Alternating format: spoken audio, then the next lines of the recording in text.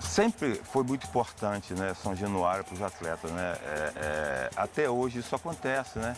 Vasco, se for fazer um levantamento, o Vasco perdeu muito poucos jogos aqui em São Januário. Fico mais tempo aqui do que na minha casa, que eu chego aqui 6 horas da manhã.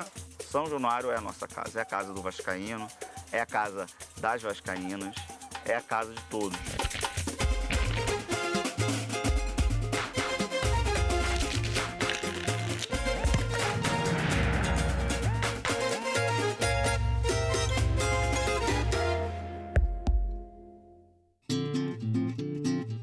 O gigante da colina.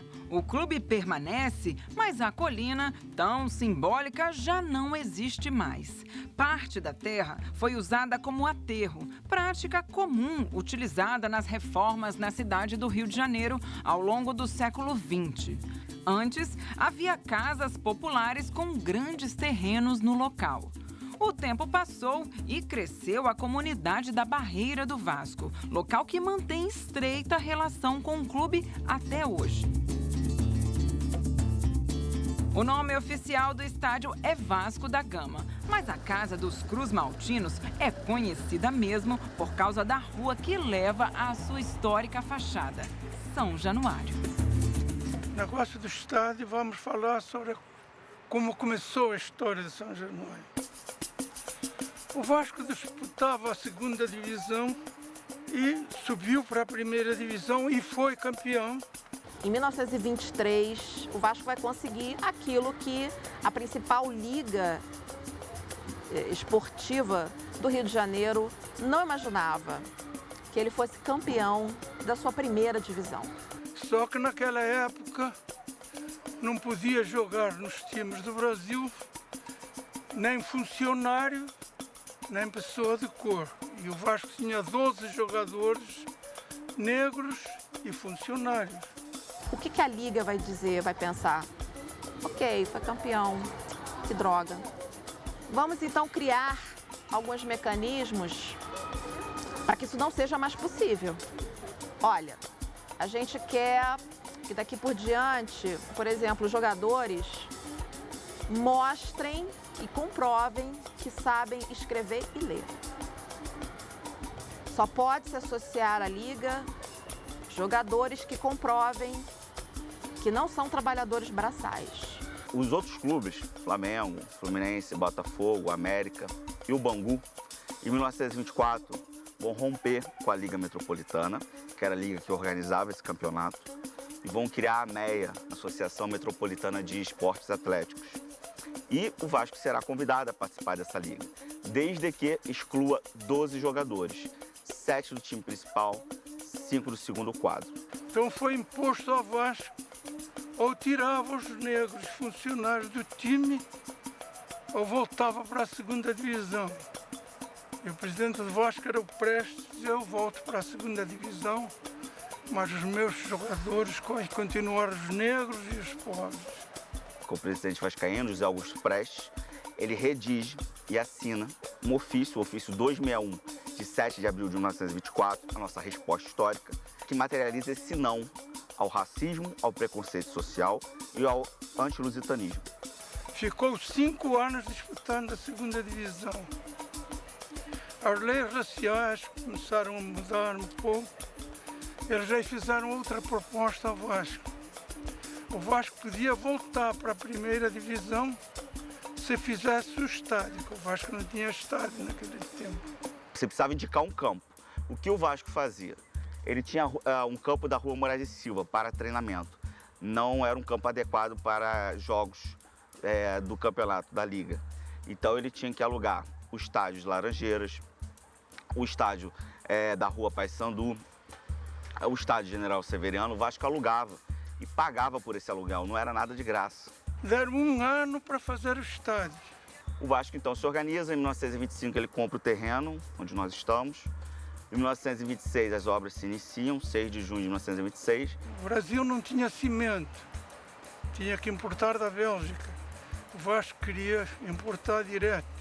O presidente era Ósilo Luís naquele tempo, não deixou o Vasco importar direto, eles tiveram que importar. Não tinha companhia construtora no Brasil. O Vasco trouxe a Cristiano Nilsson, que ainda está na placa, para fazer o estádio. Tinha 1 ano de prazo, que era para não poder fazer mesmo, para continuar na segunda divisão.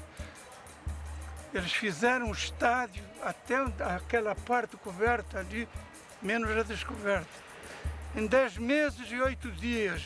Já escutei relatos de torcedores, sócios do Vasco, que vieram aqui trazer carrinhos com areia, com cimento, com pedra, para de alguma forma contribuir para a construção do estádio. Também se oferecendo como voluntário para trabalhar na obra.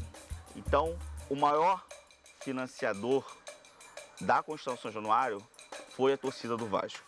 21 de abril de 1927, o Vasco dá ao Brasil o maior estádio da América do Sul à época, construído com dinheiro dos vascaínos. Ainda depois passou a Federação e a Confederação fazer os Jogos do Brasil aqui, que era o maior estádio do Brasil. A fachada é de estilo neocolonial e ela foi produzida pelo arquiteto lusitano Ricardo Severo e ornamentada por azulejos produzidos pelo também lusitano Jorge Colasso, grande artista português. Além do futebol, São Januário foi palco para outras práticas esportivas. Ringue de boxe, quadra de basquete e vôlei e, em torno do gramado, uma pista de atletismo. Na década de 1940, os eventos culturais também estavam presentes por lá. O estádio sediou os desfiles das escolas de samba neste período, com Vitória da Portela em 1945. Também o maestro Vila Lobos regia corais orfeônicos em datas comemorativas. Vale destacar ainda a dimensão política presente no estádio. Os estádios de futebol, já na década de 30, estavam bastante conectados com o lazer das camadas populares. Desde o final da década de 30, Getúlio Vargas vai utilizar São Januário para os seus comícios. Em 1º de maio, Dia do Trabalhador, 7 de setembro, Dia da Independência. Trabalhadores do Brasil, aqui estou, como de outras vezes, para compartilhar das vossas comemorações e testemunhar o apreço em que tenho o homem de trabalho como colaborador direto da obra de reconstrução política e econômica da pátria. Aqui nós tivemos a assinatura da criação do salário mínimo, também tivemos a instalação oficial da Justiça do Trabalho, o anúncio de várias leis que viriam a favorecer os trabalhadores do país. Após alguns anos sem títulos, o Vasco da Gama resolveu investir na formação de um time, com talentos desenvolvidos no próprio clube. O Expresso da Vitória ficou conhecido pela atuação entre 1945 e 1952, integrando boa parte da seleção brasileira na Copa de 1950 e conquistando uma série de títulos para os vascaínos. Entre eles, muitos estaduais, ganhando alguns de forma invicta e diversos títulos internacionais. Em 1948, o Vasco disputou um torneio no Chile, da Liga dos Campeões. E o Vasco foi campeão invicto. Desse time de 1948, na seleção de 1950, o Vasco deu 12 jogadores para a seleção. A seleção ela até demorou bastante tempo para atuar aqui, porque tradicionalmente os jogos eram realizados em Laranjeiras. E o principal título da seleção aqui foi o Campeonato Sul-Americano de 1949, que nós conhecemos hoje como Copa América. O Brasil conquistou em cima da equipe do Paraguai. A trajetória de São Januário continua no próximo bloco. Vamos passar pelo impacto da construção do Maracanã, falar dos grandes ídolos do Vasco da Gama.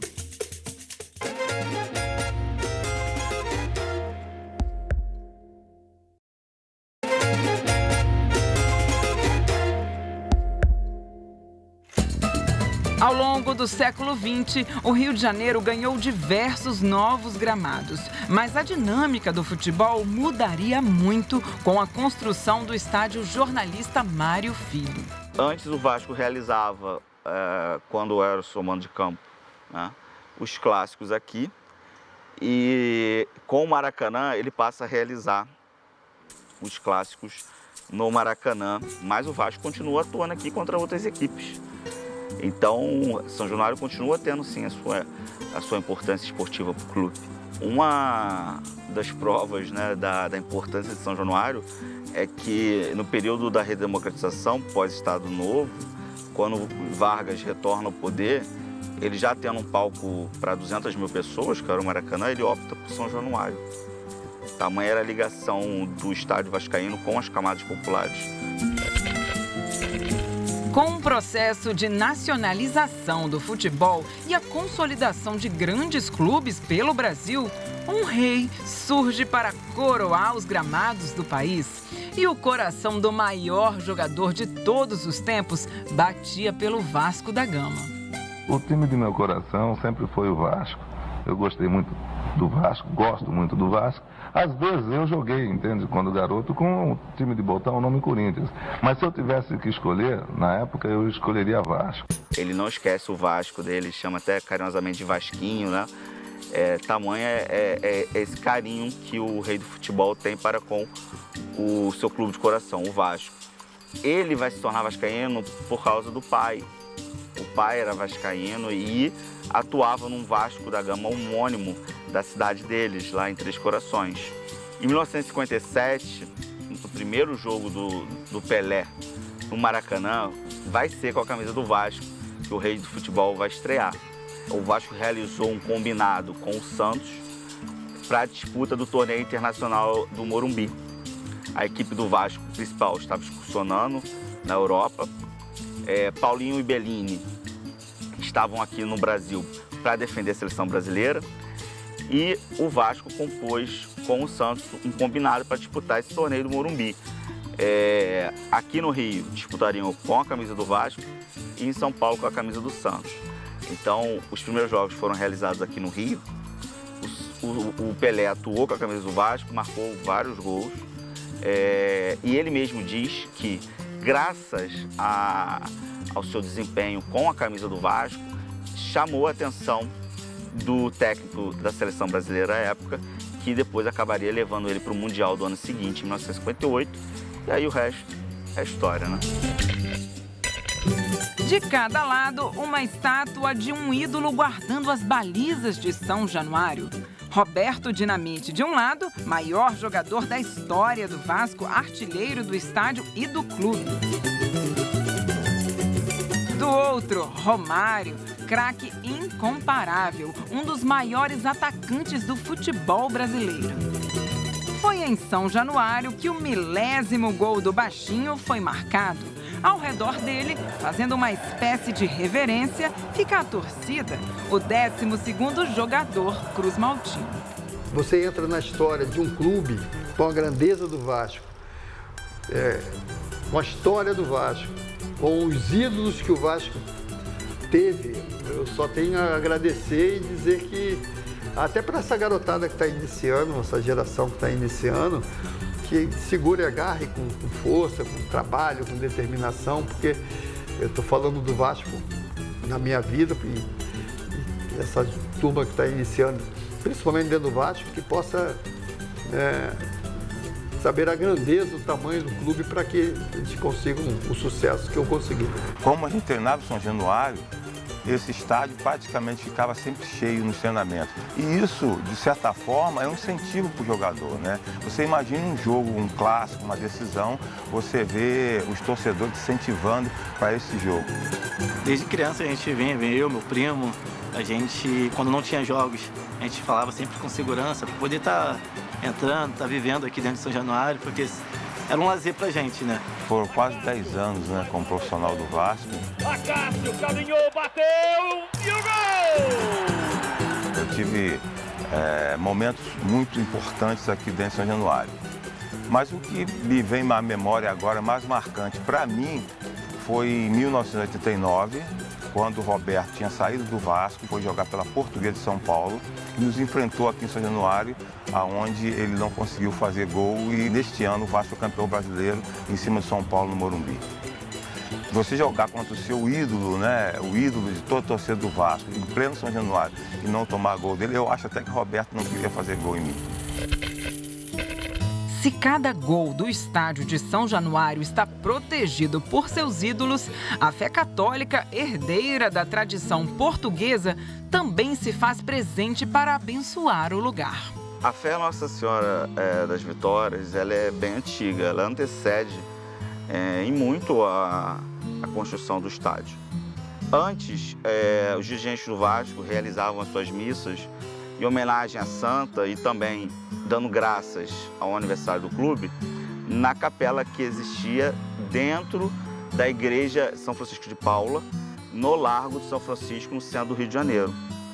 Já ali na década de 50, o clube passa a investir na construção de uma capela. As obras da capela vão se iniciar em 15 de agosto de 1955, dia de Nossa Senhora das Vitórias, e ela vai ser inaugurada em 1961. Os títulos conquistados pelo Vasco e também por outros times marcam a história de São Januário, assim como seu reconhecimento como patrimônio da cidade do Rio de Janeiro. Em 1998, a área onde fica o estádio foi desmembrada do bairro de São Cristóvão para criar o bairro Vasco da Gama, em homenagem à conquista cruzmaltina da Taça Libertadores da América e o centenário do clube. O bairro Vasco da Gama, ele começa a ganhar, digamos assim, ocupação muito a partir da construção do estádio São Januário, na década de 20, que faz com que aquela região se torne interessante. Junto com isso, a gente tem o surgimento também de muitos comércios, principalmente comércios de alimentos, de prestação de serviços, que visam atender, digamos assim, naquela região, os jogos semanais que acontecem. A gente pode também perceber que o bairro Vasco da Gama, assim como o bairro São Cristóvão, tem ruas muito pequenas. E quando as casas foram construídas, digamos assim, não havia a composição com os automóveis. A preocupação era com as pessoas que iriam circular pela região. A barreira do Vasco é um pouco reflexo desse processo de ocupação dos bairros de São Cristóvão e do bairro Vasco da Gama, né? E ela começa a ser construída junto com esse processo de, digamos assim, de construção do estádio São Januário, de ocupação desse espaço pelo Clube Esportivo Vasco da Gama. Ela hoje é um símbolo de que você tem uma sobrevivência, uma coexistência, né, de grandes clubes com pessoas de favelas, de menor poder aquisitivo.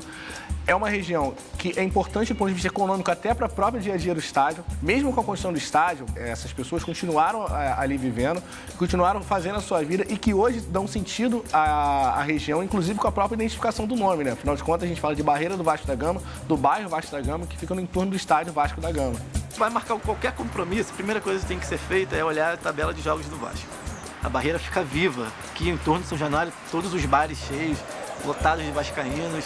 E assim, o pessoal veio ver o maior espetáculo do planeta. Ó, tô indo para o jogo do Vasco e é o que importa. Ah, eu tenho uma festa de 15 anos. Poxa, que pena que marcaram a festa no dia do jogo. Manda um abraço pro pessoal lá.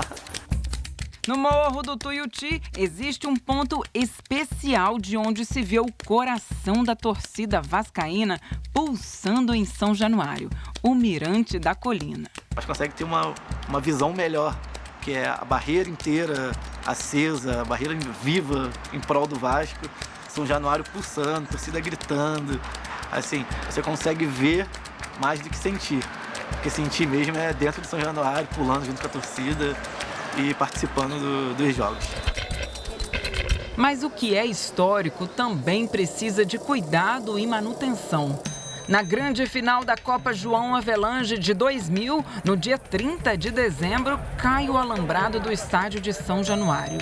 No equivalente ao Campeonato Brasileiro daquele ano, o acidente deixa cerca de 160 feridos, interrompendo em definitivo a partida entre Vasco da Gama e São Caetano. Depois da confusão, o jogo foi remarcado para o dia 18 de janeiro de 2001, no Maracanã. Apesar do triste acontecimento, o resultado final foi de 3-1, garantindo o caneco aos cruzmaltinos. Enquanto o futebol masculino e profissional já tinham reconhecimento dos grandes campeonatos e multidões, nascia em São Januário uma outra trajetória que daria mais uma coroa ao Brasil, dessa vez com uma rainha. Então, isso começou há muitos anos atrás, quando eu era técnica de um time de futebol de salão, da Tijuca, e fui convidada por um sócio daqui para ser técnica de futebol do Vasco. A partir desse momento, a gente teve todas as regalias de um clube grande. Nossos jogadores de futebol de salão foram todos convocados para a seleção de futebol de campo para o Brasil. E aí o presidente do clube não entendia por que nós não tínhamos futebol de campo. Aí, a partir disso, passamos a ter. Nosso plantel aumentou. Começamos a ter times de base, que era importantíssimo para você ter um celeiro de jogadores. E o Vasco abriu as portas em todos os campos, não só treinávamos em campos oficiais, mas também usávamos as dependências para alojamento, para alimentação. E isso fez com que o clube fosse quase que imbatível no futebol feminino. Todos os grandes nomes, só fui eu que trouxe. Pretinha a primeira, Cátia Silene a segunda, que foi seleção, Cici, que era a maior jogadora até surgir, Marta, que eu trouxe da Maceió para aqui. E essas foram as maiores, são as jogadoras que constam na FIFA. Marta, primeira do mundo, Pretinha, a segunda do mundo e Cici, a terceira do mundo. Eram tudo gente muito pobre, que eu tinha que pagar a passagem delas, pagava um lanche para elas, mas que lutavam com toda a vontade para ganhar, para ser campeão. Nós fizemos jogadoras que até hoje jogam nos clubes pelo Brasil, depois de quase 20 anos de não ter Vasco daquela ocasião. São Januário parece realmente ser uma terra fértil ao desenvolvimento do futebol. A base do Vasco da Gama revelou jogadores importantes para o futebol brasileiro, fez despontar o futebol feminino, assim como foi palco de muitas conquistas. Tudo isso é resultado de um engajamento e de todo o simbolismo que São Januário carrega. Os vascaínos falam, São Januário é meu e o Maracanã é nosso. O palco de festa para o vascaíno é o Maracanã, a casa dele é São Januário. Fazer o estádio sem doação nenhuma, com dinheiro do bolso deles. A capela foi feita com doações, mas o colégio, os meninos da base estudam lá até sair para a faculdade. Tem 200 crianças estudando lá. Não é só uma arena esportiva. Ele representa, ele materializa a luta do Vasco contra o racismo, o preconceito social e o antilusitanismo, que era muito forte durante toda a Primeira República. Sem dúvida, é a minha segunda casa. Foram 10 anos como atleta, né, do Vasco. O Vasco não é só minha casa, o Vasco é o grande amor da minha vida.